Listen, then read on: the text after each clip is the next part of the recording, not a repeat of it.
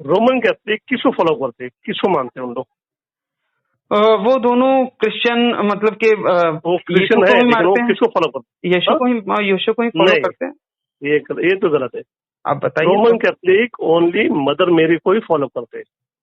Mother मेरी only Catholic, जितना भी आप कैथोलिक लोग का चर्च है हाँ, उसमें देखिए जीसस का नहीं, मदर मेरी को ही प्रेयर रहते हैं, मदर मेरी का बुक रहता है, मदर मेरी का ही सॉन्ग रहेगा और मदर मेरी को ही फॉलो करते हैं। मदर मैरी कौन थी? यीशु मरियम उसकी मम्मी थी, माँ थी यीशु की। आप उनकी खासियत बताइए ना। वो तो यीशु की माँ थी, इसलिए आप ये उनकी खासियत है कि वो यीशु की माँ थी, हाँ यस, है ना? एग्जैक्ट पॉइंट पे मैं आ रहा आप हूँ, समझ मैं रहे अभी हैं बात एग्जैक्ट को? पॉइंट। यस यस, अब भी पॉइंट पे आ गया अभी मतलब आप। कि मैं ये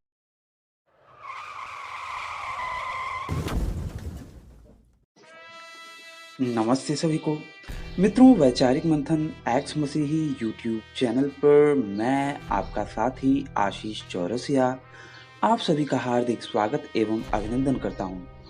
मित्रों, आज जो चर्चा मैं आप लोगों के समक्ष लेकर आया हूं वो चर्चा हुई है श्रीमान अनिल ओनावने जी से। इनका नाम सुन के आप ये समझने की भूल ना कीजिएगा कि ये हिंदू हैं, बल्कि ये पैदाइशी क्रिश्चियन हैं जो कि हमारे एक मित्र के पहचान वाले थे और ये उनसे हमेशा हमारे धर्म पर प्रश्न करते थे और क्रिश्चियनिटी को अच्छा बताते थे। तो पैदाइशी क्रिश्चियन और प्रोटेस्टेंट मिस्टर अनिल ओनावने जी के साथ हुई हमारी ये बातचीत आज मैं आप लोगों के समक्ष रख रहा हूँ। आप सब भी सुनिए एवं निर्णय लीजिए। हेलो। तो आशीष भाई, आपका फोन आया तो मैं सब काम छोड़ के आपको फोन कर रहा हूँ, लेकिन अरे आप अरे बहुत बिजी बिजी अरे, बिजी बिजी। बहुत बहुत धन्यवाद भाई, आपका बहुत बहुत आभार। अरे क्षमा भाई, कीजिएगा कि मैं थोड़ा सा अपनी बहन से बात करने लगा, तो okay okay, oh don't do that. हाँ, तो थोड़ा सा उसके लिए मैं आपका बीच में फोन कट कर रहा था, क्योंकि बहन से बात करके मैं तुरंत आपको ही फोन कर रहा हूँ जी। ओके ओके, मेरे को मालूम नहीं था, मुझे लगा कि आपने मेरे को कॉल किया है या दूसरे को किया था, नहीं तो आपका पहले कॉल आया तो मैंने कट किया और तो आपको ट्राई करा था वो। नहीं, पहले मैंने आपको ही कॉल किया कि भैया आज देखते हैं अनिल भाई के पास अगर अवकाश होगा, समय होगा, थोड़ा उनसे बात कर लेंगे। और हाँ आज बात करने की बड़ी इच्छा जग रही थी। अब पता नहीं उस परमेश्वर की हाँ हाँ। कृपा है या फिर जो भी इशारा है, आज दिल कर रहा था कि बात करूं। अरे तो साला, आप बोल दो कभी बात करने, आप तो आते नहीं, अभी आपका भी होगा नहीं इधर आना और मेरा उधर नहीं होगा आना, वही बात है ना भाई। है ना? कभी अभी दुकान में बिजी है। कभी किसी दिन आप बताएं, जिस दिन अगर थोड़ी बहुत चर्चा हो सके हमारी। फोन पे, लेकिन मैं क्या बोलता हूँ सर, चर्चा अपने किस बात पर, मैं तो उस दिन से मैं वर्षित हो गया हूँ क्या आपको बात, लेकिन किसी भी बात को- आवाज आपकी कट बीच में बहुत ब्रेक हो रही है भाई जी। हाँ, ये जरा घर के अंदर नेटवर्क है। मैं क्या बोल रहा था सर? हेलो। हाँ भाई। हाँ हाँ, नहीं हमें बात करनी है, लेकिन किससे बात करनी है मुझे जरा थोड़ा विशेष रूप से बता सकते हैं आप? हमें किस विषय? मैं सत्य को जानना चाहता हूँ। और अच्छा। जहां तक रही बात कि लोग कहते हैं भैया हिंदू धर्म सही है, लोग कहते हैं कि इस्लाम सही है, और लोग हाँ कहते हैं क्रिश्चियनिटी सही है। प्रभु यीशु खुद हाँ, कहते हैं कि मार्ग, जीवन और सत्य मैं ही हूँ, बराबर। मैं ही हाँ जीवन हूँ। तो थोड़ा जो उसके विषय में जानकार हैं उनसे थोड़ी सी चर्चा करी जाए कि भैया क्या है, कैसे है। क्योंकि संजय भाई से भी बातचीत होती रहती है, तो संजय भाई ने ही कहा था कि अगर तुम जिस टाइप के बंदे हो, तुम अगर अनिल भाई से बात करो, अनिल ओनावने जी से, क्योंकि ओके। वो भी क्रिश्चियनिटी में काफी अच्छी जानकारी रखते हैं, और उनसे अगर बात करोगे तो शायद तुम क्या कहते हैं उर्दू में, मंजिले मकसूद तक पहुंचने में कामयाब हो जाओ, या फिर कुछ तो मिलेगा, उनसे भी जानने को मिलेगा आपको। नहीं नहीं सर, मैं इतना बड़ा आदमी नहीं हूँ, फिर क्या जानूंगा आपसे। नहीं, अब क्या है, संजय इतना बड़ा भाई तो ज्ञान दे आपको सकता हूँ? समझते हैं कि भैया आप जानते हो। नहीं, उनके हिसाब से उनके नजर में रहूंगा, लेकिन मेरे हिसाब से मैं इतना परिपक्व नहीं हूँ, लेकिन फिर भी थोड़ी बहुत तो बोल सकता हूँ, लेकिन इतना कॉन्फिडेंट भी नहीं हूँ कि अभी सत्य धर्म के बारे में वो सब चर्चा तो कैसे अच्छी, लेकिन एक धर्म के बारे में चर्चा करनी तो सब सामने सामने करेंगे तो अपना और भी अच्छा रहेगा। कि वैसे धर्म का मेरा मामला ये है। मानना है ना प्रभु जी, भाई जी, यस। मेरा ये मानना है कि अगर सत्य की चर्चा किसी भी माध्यम से करी जाए तो ओके। गलत नहीं है। अगर आप देखें तो कोविड काल में, ठीक है, कोविड यस। टाइम पे प्रेयर वगैरह भी, प्रीचिंग वगैरह भी, मीटिंग वगैरह भी, संडे प्रेयर के बाद जो मीटिंग होती है वो भी फोन पे होती थी, कॉन्फ्रेंस कॉल में बराबर। होती थी। तो आज के समय में तकनीक ने हमें वो हर एक चीज ऐसी दे दी है जो हम एक जगह पे अपने एक निश्चित दायरे में रहकर भी वो पूरी कर सकते हैं। तो मुझे लगता है कि ये कहीं ना कहीं उस ईश्वर, उस जो भी बनाने वाली सत्ता है या फिर परमेश्वर है, परम पिता परमेश्वर, उसने ये मनुष्यों को इतना बढ़िया दिमाग दिया, क्योंकि वो जानता था कि ये दिमाग आगे चल के ऐसी ऐसी चीजें डेवलप करेगा। तो कहीं ना कहीं ये उसकी इच्छा है कि हम दूर रह के भी बात कर सकते हैं, तो हमें करना चाहिए। नहीं नहीं सर, हमें बात करनी चाहिए, लेकिन जो इमोशनली फीलिंग है ना जो सामने, वो नहीं मिल सकती ना। अगर हम ऑनलाइन बात करेंगे ठीक है, लेकिन ऑनलाइन कौन सी बात हो जाएगी, कौन सी, लेकिन जो ज्ञान प्राप्ति है वो सामने सामने रहेगा तो और भी प्रैक्टिकल और पावरफुल रहेगा वो। प्रभु जी, मैं बात ये है, इसीलिए मैं बात करना चाहूंगा। देखिए, भविष्य में आगे चल के मैं आपसे अरे वादा तो नहीं करूंगा, लेकिन मैं हाँ। पूरा प्रयास करूंगा, क्योंकि वादा टूट जाता है। तो वादा नहीं करूंगा, लेकिन मैं आपसे पूरा प्रयास करूंगा, पूरी ईमानदारी के साथ कहता हूं कि मैं हाँ। भविष्य में जरूर प्रयास करूंगा आपसे मिलने का। संजय जी भले रहें या फिर ना रहें, लेकिन मैं आपसे जरूर मिलूंगा भाई। अरे नहीं सर, आप ऐसा नहीं मिलेंगे भविष्य में, क्यों, अगर आप चाहेंगे तो हम लोग आपके पास आ जाएंगे, ये तो कुछ नहीं है। मतलब कौन सा संजय जी बड़ी बात हमारे है। बीच में आए, मतलब संजय जी काम में व्यस्त रहें तो मैं उनको ज्यादा डिस्टर्ब नहीं करूंगा, लेकिन मैं आपसे जरूर मिलना चाहूंगा भाई।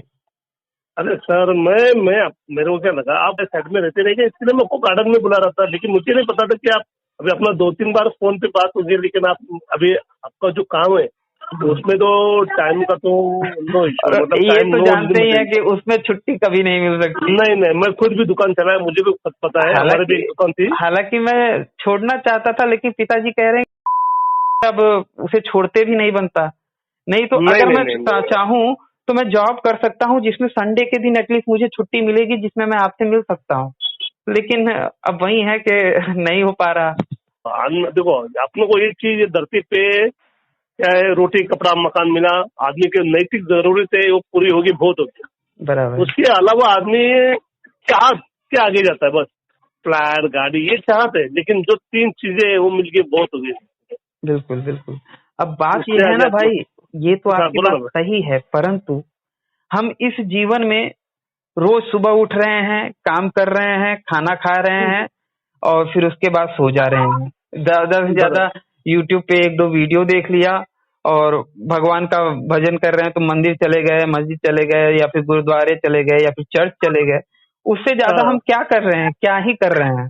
ठीक है, वो बहुत ज्यादा हुआ, गीता पढ़ लिया, गीता का एक श्लोक पढ़ लिया या फिर बाइबल का एक वचन पढ़ लिया या फिर कुरान का एक आयत पढ़ लिया, उससे ज्यादा हम कर क्या रहे हैं। हमारे जीवन का मकसद क्या है, इसको जानने के लिए अगर हम चर्चा करें या फिर बात करें कि भैया क्या है, किस तरीके से है, तो कम से कम वो बनाने वाला ईश्वर जो भी होगा, वो कम हाँ। से कम ये देख के प्रसन्न होगा कि मेरे बनाए हुए 2 मेरे बच्चे मुझे जानने के लिए आपस में चर्चा कर रहे हैं। खाना पीना हगना मूतना तो ये तो हर कोई कर रहा है, बराबर। लेकिन अगर जो सत्य को जानने या फिर बनाने वाले को जानने के लिए थोड़ी बहुत डिस्कशन कर रहा है, तो मतलब हमने कुछ तो सामान्य जो भीड़ चाल है, भीड़ से अलग तो हम कुछ काम कर रहे हैं सत्य को जानने के लिए। यस यस भीड़ बराबर। यही कर रही है, हम थोड़ा सा अलग कर रहे हैं ना कि भैया हम सत्य को जानने या फिर उस परमेश्वर पे बात करना चाहते हैं, परमपिता परमेश्वर के उस आशीष पे बात करना चाहते बराबर। हैं। तो इसीलिए मैंने सोचा कि भैया हम किसी भी प्रकार से अगर हमें समय नहीं मिलता तो टेक्नोलॉजी ने हमें ये चीजें दी हैं कि हम मोबाइल पे दूर रह के भी बात कर सकते हैं। तो मैंने सोचा कि भैया थोड़ा अनिल भाई से बात करी जाए। नहीं, अभी इसमें क्या आपको डिस्टर्बेंस आ जाएगा ना, अगर हम लोग बात कर अभी कर रहे हैं, अभी अभी इतनी बात देर में कर रहे हैं। जितनी बात हुई ना, कोई मुझे विशेष डिस्टरबेंस नहीं लगी आपसे बात करते वक्त। Okay okay sir. तो हम सत्य की ओर चले जाते हैं अभी थोड़ी देर के लिए। सत्य क्या है, हम सत्य को ढूंढ रहे हैं ना जी। सत्य कौन है, क्या है, सत्य क्या है? इस पृथ्वी पर सत्य मृत्यु है मेरे हिसाब से। बिल्कुल, भौतिक जीवन का सत्य तो मृत्यु ही है। मृत्यु है, और अगर जन्म है तो मृत्यु है, और मृत्यु है तो जन्म है। अगर मृत्यु सत्य है तो जन्म भी मानना पड़ेगा, जन्म भी है, ऑफ कोर्स, ये सत्य है। ऑफ कोर्स, बराबर, बिल्कुल, डेफिनेटली। हाँ, अभी ये जीवन और मृत्यु इसके बीच में जो आदमी है वो किसी किसी परिभाषा से चला जाता है। देखो उसका ट्रायंगल कैसा है, वो कौन से मोड़ से चला जाता है। पहली बात, जब ये आदमी जन्म लेता है तो आपके हिसाब से वो उसको किस में रहना चाहिए? हम आदमी, मतलब अगर हम लोग जन्म लेते हैं तो किसी बच्चे को मालूम रहता है कि मेरी माँ मुसलमान है, हिंदू है, क्रिश्चियन है, ईसाई है, पारसी है? कोई बच्चा बता सकता है? नहीं। कि वो कौन से योनि से आया है? नहीं। और कैसे आया है, बच्चा कहीं भी बता सकता है? नहीं। लेकिन उसने जीवन दिया है, अगर उसने जीवन दिया है तो मृत्यु भी है उसको, क्योंकि उसका अंत मृत्यु ही है जी। मृत्यु और जीवन के बीच में उसको क्या करना है वो तो समय बता देगा। अभी जैसे जैसे बड़ा बनेगा, कुछ ज्ञान प्राप्त होगा, उसके साथ क्या क्या होगा, क्या क्या नहीं, वो क्या क्या बनेगा, वो तो बात की बात है। अभी कौन सा धर्म को आगे लेके जाएगा, कौन सा धर्म में रहेगा, वो बात की बात है। क्योंकि उसका जैसा फादर नेचर विचर रहेगा, जो उसके फैमिली है उसको वैसे फॉलोअप करते रहेगा, वैसे वो चला जाएगा। जैसे कि अभी एक हिंदू घर में परिवार में लिया जन्म, तो शादी के त्योहार में जाएगा, मंदिर में जाएगा, माँ बाप की पूजा पाठ के साथ में रहेगा। क्रिश्चियन रहेगा तो चर्च में जाएगा, मुसलमान रहेगा तो नमाज पे जाएगा। हम लोग भी तो संस्कार में रहते ना, देता है कुछ ना कुछ संस्कार दिया जाता है। जैसे लेकिन मैं बोलूं, अच्छा बोलो सर। जैसे कि मुसलमानों में वो बच्चे को खतना करा के ये बता दिया जाता है कि भैया अब मुहर लग गई कि तुम अब क्या नाम से मुसलमान हो गए, ठीक है। उसी प्रकार से शरीर पे उसका वो होता है। उसी प्रकार से अगर आप देखें तो क्रिश्चियनिटी में क्या नाम से बैप्टाइज किया जाता है, बैप्टिज्म, हाँ, बच्चे को बैप्टाइज किया जाता है। तो वो भी कहीं ना कहीं एक प्रकार से उसे ये ही कहा जाएगा कि भैया अब ये प्रॉपर क्रिश्चियन हो गया, ठीक है।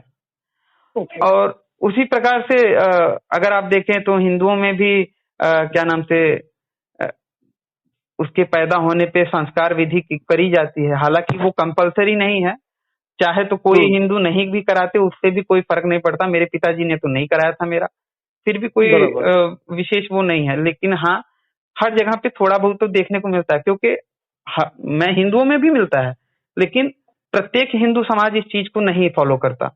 लेकिन क्रिश्चियनिटी या फिर इस्लाम में देखे तो ये लगभग हर कोई बैप्टाइज करता है।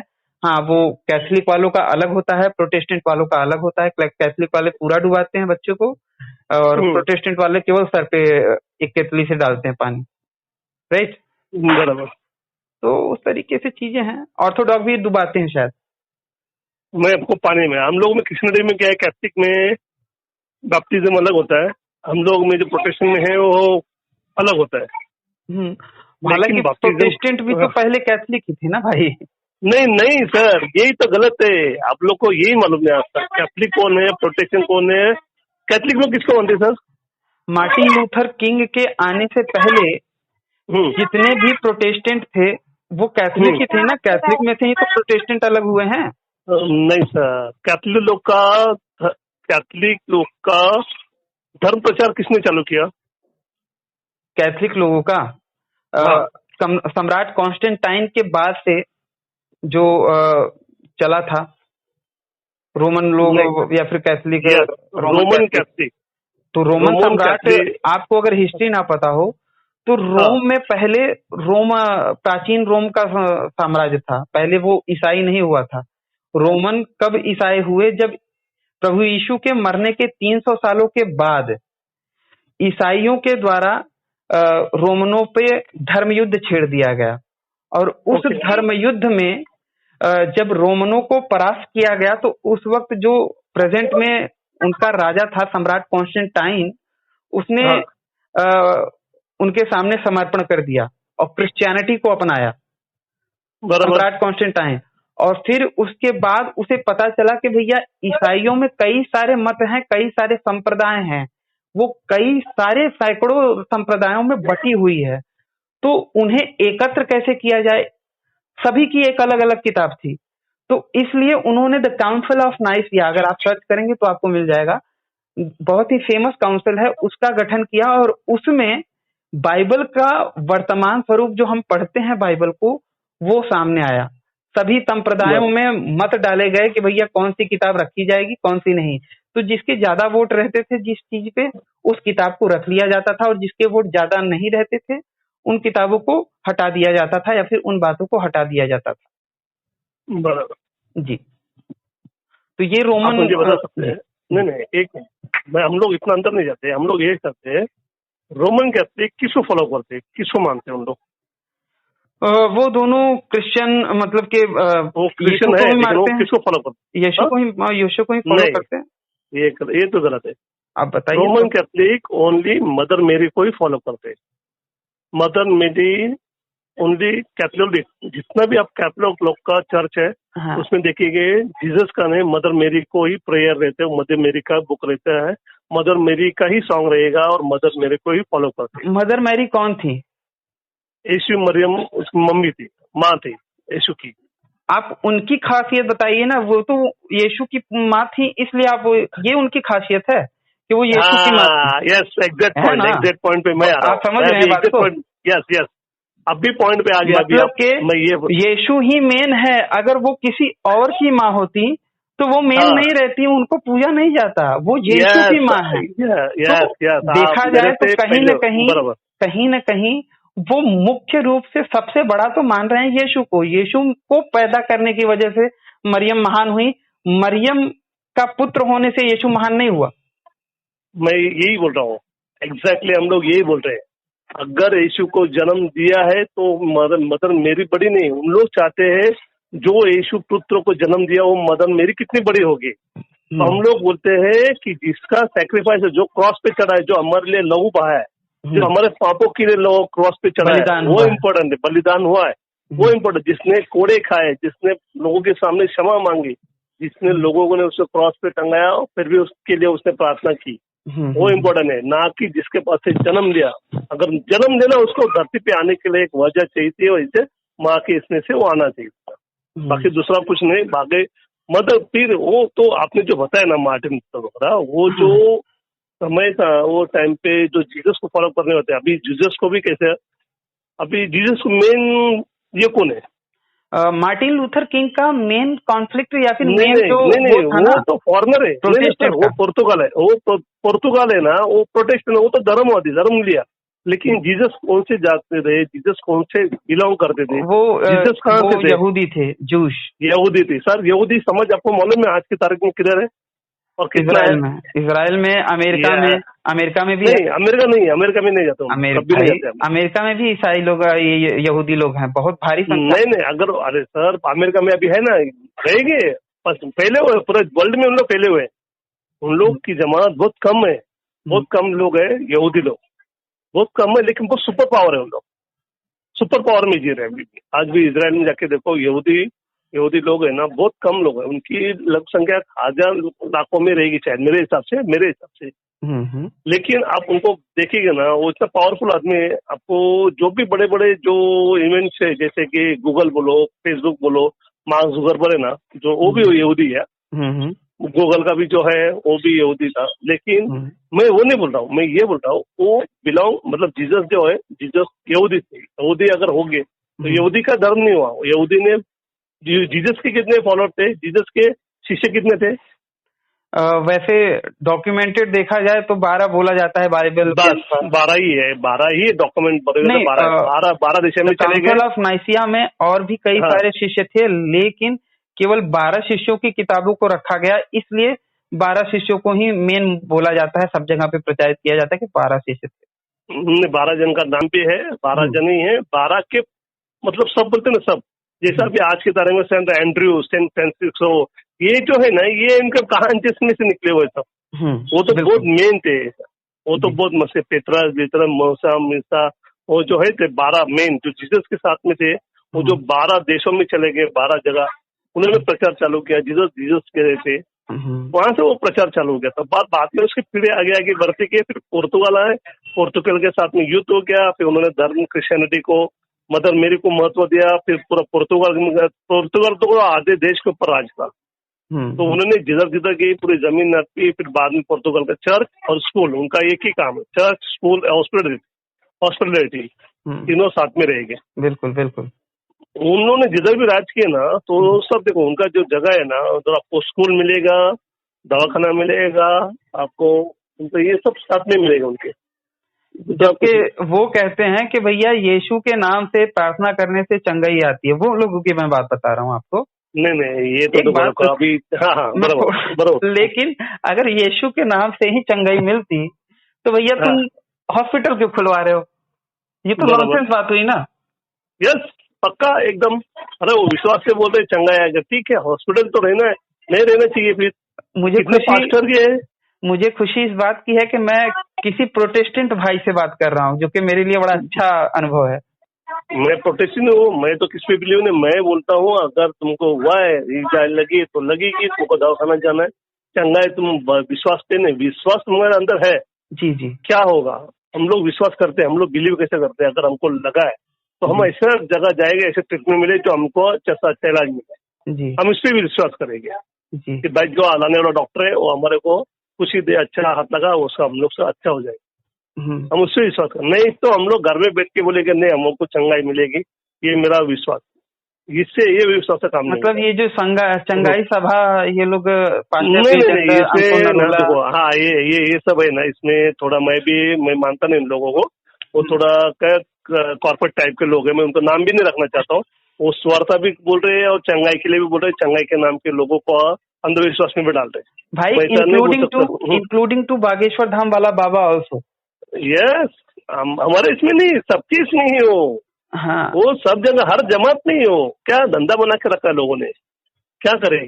चंगा है अभी सब बागेश्वर बाबा, आसाराम जी बापू, ये तो आसाराम बापू तो भूत भगाने वाला कार्यक्रम नहीं करते थे, लेकिन ये वो जो भूत भगाने वाले सो कॉल्ड बाबा, वो देखिए करके भगा रहे हैं, वो थोड़ा मेरे को भी वो गलत लगता है, वो भी मैं उस पर खिलाफ हूँ, लेकिन मैं अभी ज्यादा बोल नहीं सकते। चलो तुमको जो अच्छा लगता है करो, चंगाई के नाम पे कर रहे हैं, कम से कम इस मामले में तो हमारे विचार बड़े अच्छे मिले हैं, बढ़िया है। नहीं, लेकिन मैं मानता हूँ तो मैं प्रेयर करने बैठता हूँ, मैं विश्वास से मांगता हूँ तो मुझे मिल जाता है, भले वो चंगाई हो या आशीर्वाद हो, मुझे मिल जाता है। मैं बहुत बिलीवर हूँ, मेरा चर्च है छोटा सा, जब मैं वहाँ प्रार्थना करता हूँ तो मेरी प्रार्थना कबूल की जाती है और मेरा प्रार्थना का फल भी मुझे मिला जाता है, मैं इतना विश्वास हूँ। लेकिन कोई प्रार्थना सभा में जाके कोई बोलेगा आ जाओ तुम्हारा पेट इधर, वो सब मैं नहीं मानता। मैं वो अभी मैंने तो थोड़ा उसमें क्या थोड़ा स्टडी भी किया है, तो मेरे को बराबर नहीं लगा, तो मैं जरा मैं नहीं जाता, लेकिन मैं बोल भी नहीं सकता, लेकिन मैं नहीं जाता, मैं बाबा के इसमें किसी भी नहीं जाता। मार्टिन लूथर किंग जो क्रिश्चियन मतलब के जो प्रोटेस्टेंट पंथ के संस्थापक थे, उन्होंने, हालांकि यूरोप में इसे धार्मिक क्रांति का नाम दिया जाता है कि भैया रिलीजियस रेवोल्यूशन लाया था, बराबर। आज के टाइम पे हमको लगता है कि प्रोटेस्टेंट मतलब कि यार बड़ा क्या नाम से, ये तो ईसाई हैं, ये हैं, वो हैं, लेकिन जिस वक्त पे प्रोटेस्टेंट मार्टिन लूथर किंग के द्वारा लाया गया था, ये एक क्रांति आई थी, वो टाइम पे ये बड़ी ही यूनिक सोच थी, मतलब कि ईसाई जगत के लिए ना कि भैया ये तो बहुत बड़ी क्रांति ला रहे हैं ये लोग, कि भैया चर्च को पूरी तरह से, चर्च और पोप और पादरी लोगों को पूरी तरह से ये लोगों ने एकदम क्या कहते हैं चैलेंज कर दिया है, जबकि पादरी लोगों का पूरी, ये जो पोप लोग रहते थे ना, इनका पूरी तरह से कंट्रोल रहता था राजा लोगों पर, बराबर। तो उस प्रकार से देखा जाए तो ये बहुत ही बड़े ख्याल वाली सोच थी एक टाइम पे, कि भैया हम बाइबल पे मानेंगे, तुम्हारी बकवास चीजों पे नहीं मानेंगे, या फिर अपने पाप क्षमा करवाने के लिए हमको तुम्हें पैसा देके तुमसे सिफारिश करवाने की जरूरत नहीं है, ये पास्टर लोगों की, भैया हम 1 to 1 प्रभु से बात करेंगे। तो उस तरीके से देखा जाए तो, और खास करके अगर आप देखें तो कैथोलिक लोगों में पूरी तरह से बच्चे को डुबोया जाता है, या फिर बपतिस्मा भी जो दिया जाता है तो पूरा डुबाया जाता है, लेकिन प्रोटेस्टेंट में देखेंगे तो वो सर को ही थोड़ा सा वो करते हैं। हम लोग झंडे के नीचे भी रहते हैं, हमारा जो जेंडर है ना हमारा, उसके नीचे भी कर देते हैं। हाँ, तो लेकिन वो कंपलसरी नहीं है कि नहीं आपको वैसे ही करना है। अगर आपको पास साधन कम है तो आप सर पे भी पानी डाल के बपतिस्मा कर सकते हैं। तेल और पानी डाल के हो सकता है, हाँ छोटा जी सा। जी। बस हम पसंद नहीं कि वो सब विधि करो, ये सब करो, कोई पास्टर को बुलाओ, उसको ये करो, पैसा दो, उसको ये करो, ये सब हमारे इसमें नहीं है। और तो और भाई कैथोलिक लोगों, ये जो पास्टर अंकुर नरूला या फिर ब्रिजेंद्र, ये लोगों की जो मिशनरीज है ना, वो ये काम भी करती हैं, लोगों को बताती हैं कि भैया हमको इतना रुपया दो तो हम तुम्हारा जो हेवन में तुम्हारे लिए घर मस्त बनवा देंगे।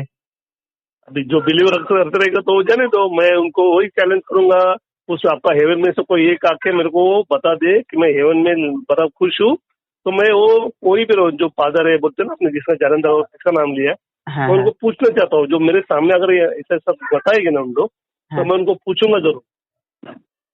नहीं ठीक है, बाइबल बोलता है स्वर्ग का राज्य तुमसे है। स्वर्ग का राज्य बोलेगा तो स्वर्ग बोलेगा तो कौन सा स्वर्ग नर्क।